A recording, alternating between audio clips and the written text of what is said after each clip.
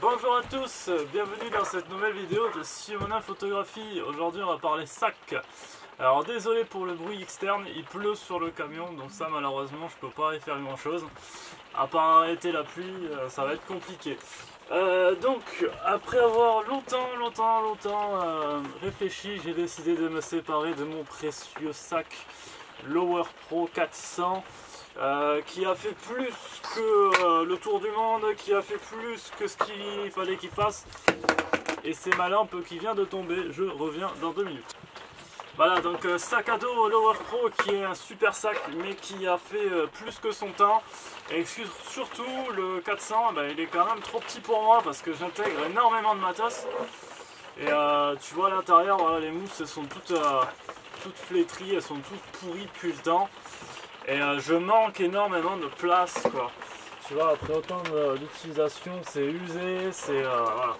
Je pense que tu as compris l'idée.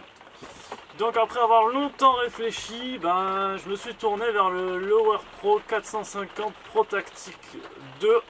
Il est possible qu'au moment de cette vidéo, tu ne me vois plus et c'est normal car je suis caché derrière 2 merveilleux sacs d'une marque merveilleuse. Non, je ne suis pas sponsorisé par Lower Pro. Donc voilà la bête, on peut voir la différence de taille. Voilà. Je suis un peu à l'étroit dans mon camion. Quand même, il est bien plus gros. Il est bien plus gros. Et voilà, il a déjà des particularités qui me paraissent un peu bien et un peu pas bien par rapport à l'ancien sac, même si c'est pas la même gamme. Ce qui va me manquer le plus, c'est ça là, tu vois, pour mettre ma bouteille d'eau quand je fais les reportages. Ça, c'est bien. Et ça y est pas, tu vois.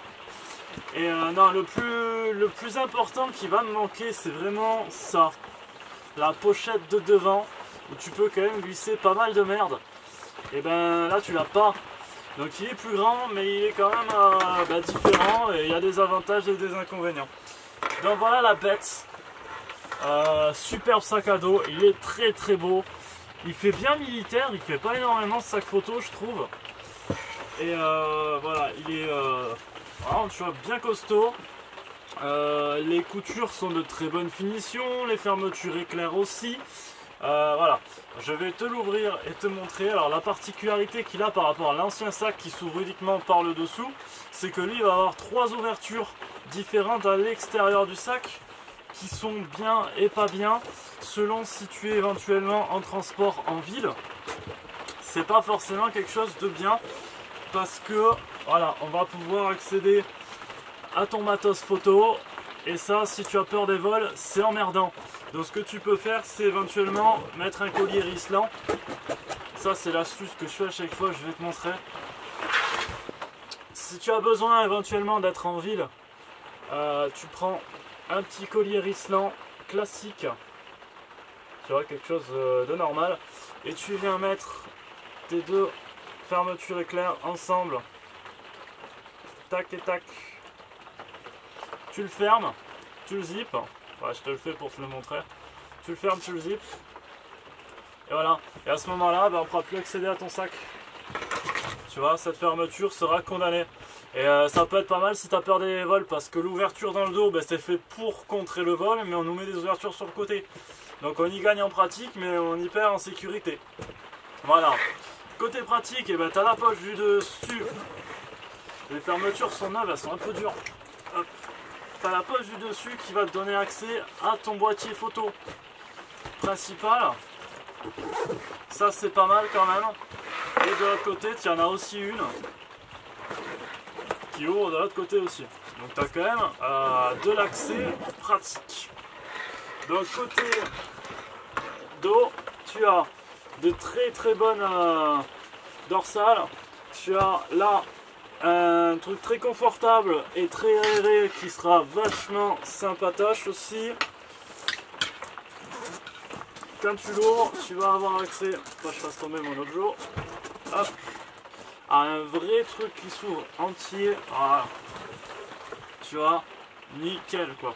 Tu vas pouvoir le poser et accéder tranquillement à tout ton matériel en toute sécurité. Alors il a une particularité, c'est que tu vas plutôt l'utiliser en profondeur parce qu'il est très profond, plutôt qu'en largeur. Donc les flashs, pourquoi pas les mettre en profondeur plutôt qu'en largeur, ce que j'avais l'habitude de faire. Donc on le voit là, donc j'ai viré ça déjà à la base, donc tout est modulable, pour y mettre mon 150-600 Sigma. Donc pour te montrer comment ça rentre à l'intérieur, je me prends le truc dans la gueule. Voilà, tu vois, tu as quand même une sacrée place. Si tu mets le 150 Sigma, tu as quand même de la place dans un sens ou dans l'autre pour ranger le bordel. Donc dedans, qu'est-ce que tu retrouves? Eh bien 3 poches à zip qui sont transparentes. Donc tu en as 2, plus une grande poche pour ranger un ordinateur portable qui est quand même assez conséquent. Donc je veux dire, ceux qui ont des gros ordinateurs portables jusqu'à 15 pouces, je crois que c'était, tu peux le rentrer sans problème. Ce que j'aime le plus sur ce sac à dos, c'est la pochette qu'on te donne avec. Je t'en parle après. Voilà, donc l'accès vraiment au sac. Donc tu vois, niveau profondeur, tu as quand même un sacré espace. Si tu rentres le téléphone, tu vois, tu as quand même un bonne place. Tu as la petite poche au milieu qui s'ouvre. Tac. Voilà, tout est modulable, tout est scratchable. Cette partie, elles sont beaucoup plus solides, elles sont beaucoup plus dures que ces parties-là. Et donc voilà, tu peux vraiment travailler, arriver sur l'espace de travail tranquillement avec tout ton truc. La marque Lower Pro, franchement, on la connaît depuis longtemps, c'est une très bonne qualité, même si le sac te coûte un bras. C'est un sac qui va durer longtemps. Moi l'autre il m'a duré plus de 2 ans et je l'avais acheté d'occasion, donc pourquoi pas y mettre le prix. Pour de la qualité et sécuriser du matos qui vaut cher, je pense que ça paraît logique. Voilà. Sur la petite poche ventrale, tu as une petite pochette et de l'autre côté aussi tu as une autre pochette. Tu as aussi devant, de chaque côté, 2 poches qui sont pas super utiles pour y mettre les cartes éventuellement. Voilà, la pochette de devant on l'a vu, mais elle possède un rangement, voilà, devant aussi pour mettre le bordel, mais rangement qui va frotter sur ton boîtier si tu le mets là, donc ça je trouve pas ça super malin. Là c'est bien coqué, tu peux y aller, on dirait une coque de blouson de moto. Voilà, ce qui va être sympa, et c'est pour ça que j'ai choisi ce sac, c'est qu'on a la pochette qu'on te donne avec, parce que là on est sur l'inspiration militaire, ça veut dire que tu vas avoir une petite pochette que tu vas pouvoir rentrer sur ton sac à dos et le fixer dessus pour agrandir ton sac. Donc ça on te le donne avec, qui est rempli d'autres pochettes, et ça c'est merveilleux.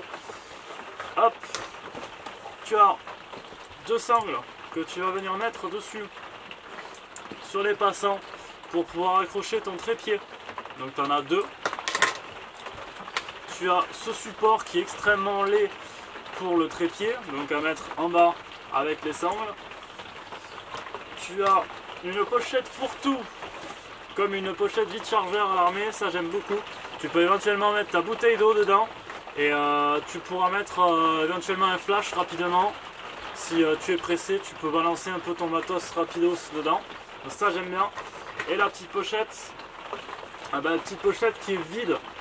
Et ça c'est bien dommage, elle aurait quand même mérité qu'on lui mette des petits rangements à l'intérieur, comme une poche médicale militaire. Mais voilà, moi ce que je trouve sympa, c'est que tu vas pouvoir moduler ton sac, rajouter encore du bordel dessus. Malgré le fait qu'il soit super gros, ça peut être sympa de rajouter encore des trucs pour qu'il pèse 300 kg, que tu t'arraches le dos sur un mariage, ça fait toujours plaisir.